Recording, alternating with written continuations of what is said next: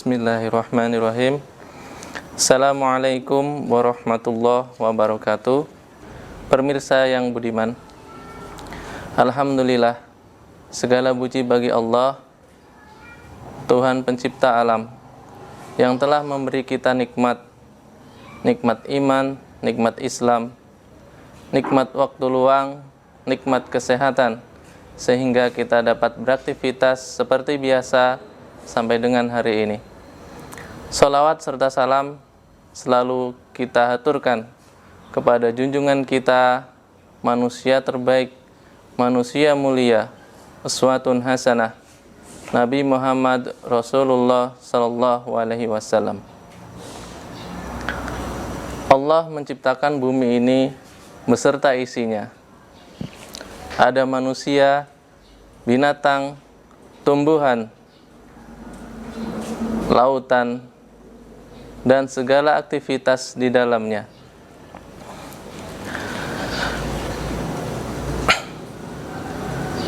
Sebagai umat manusia, maka sudah selayaknya kita menjadikan Al-Quran dan Sunnah sebagai pedoman hidup kita untuk menjalani aktivitas-aktivitas kita di dunia ini. Dalam kita beraktivitas sehari-hari, banyak teknologi dan penemuan yang mempermudah kita dalam melakukan aktivitas. Pada masa Rasulullah, beliau pernah berkata, "Antum a'lamu umuri dunyakum." Kalian lebih tahu urusan dunia kalian. Dan hadis ini secara jelas berkaitan dengan masalah teknologi, yang waktu itu teknologi penyerbukan kurma. Islam mendudukan orang yang berilmu pada posisi yang sangat terhormat, sebagaimana Allah berfirman dalam surah Al-Mujadalah ayat 11, yang artinya Allah mengangkat derajat orang-orang yang beriman di antara kamu dan orang-orang yang diberi ilmu pengetahuan beberapa derajat, dan Allah Maha mengetahui terhadap apa yang kamu lakukan. Pemirsa yang budiman, motivasi cendekiawan muslim dalam pencarian ilmu dimulai dari hadis-hadis seperti mencari ilmu itu hukumnya fardu atas muslim laki-laki dan muslim perempuan. Juga carilah ilmu dari buayan sampai liang lahat, atau carilah ilmu walaupun sampai ke negeri Cina. Orang yang belajar dan mendapatkan ilmu sama pahalanya dengan sholat sunat semalaman suntuk. Berangkat dari hadis ini, maka kita akan mendengar penemu muslim yang terkenal, di antaranya Abbas ibnu Firnas, yang berhasil mendesain alat yang memiliki sayap mirip kostum burung. Pada saat percobaan, ia berhasil terbang cukup jauh hingga jatuh dan mematahkan tulang belakang.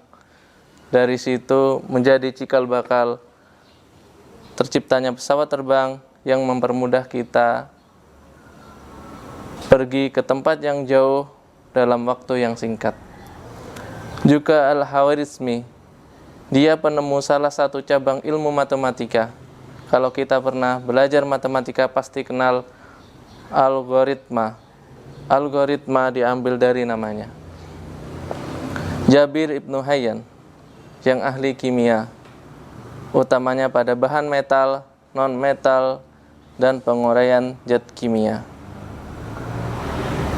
Ibnu Rushd, beliau adalah filosof, dokter, dan ahli fikih Andalusia. Juga kita kenal Ibnu Sina, orang Eropa menyebutnya Avicenna, terkenal dengan ilmu kedokteran beliau. Pada masa sekarang, memadukan agar pada setiap aktivitas kita, setelah ada kerja keras dari kekuatan tubuh kita, ada kerja cerdas berdasarkan sains, dan kerja ikhlas berdasarkan Islam.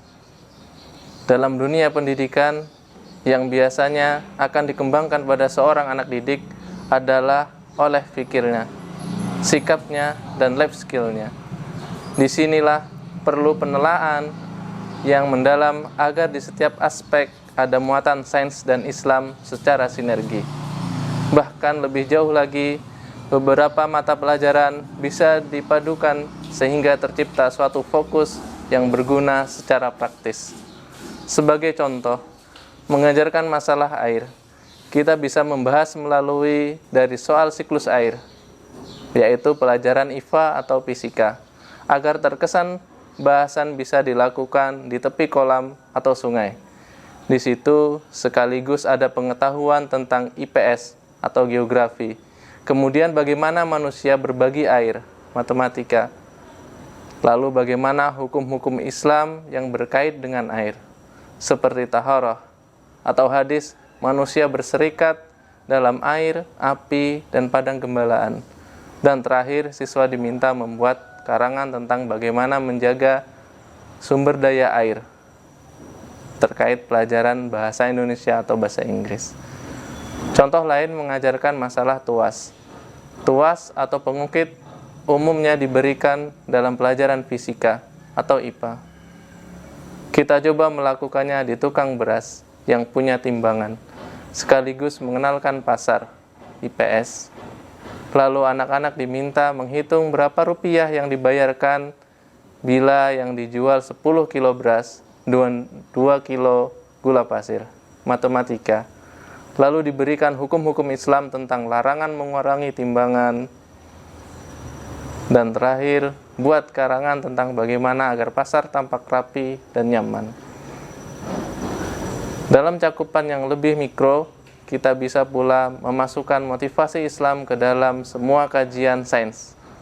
Konon, Imam Al-Khawarizmi ingin mengembangkan persamaan-persamaan aljabar karena ingin menyelesaikan persoalan masalah waris secara akurat.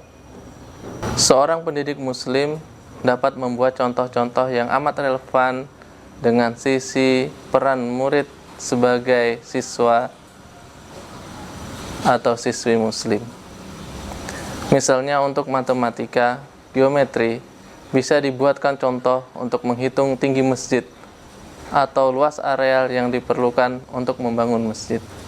Untuk pelajaran fisika mekanika, bisa dibuat soal berapa sudut lontaran meriam untuk dapat mencapai benteng kafir penjajah. Untuk pelajaran kimia, titrasi, bisa dibuat soal berapa cc larutan yang harus disediakan sampai berubah warna untuk mendeteksi adanya lemak babi. Demikian yang dapat saya sampaikan. Salah hilaf mohon maaf. Assalamualaikum warahmatullahi wabarakatuh.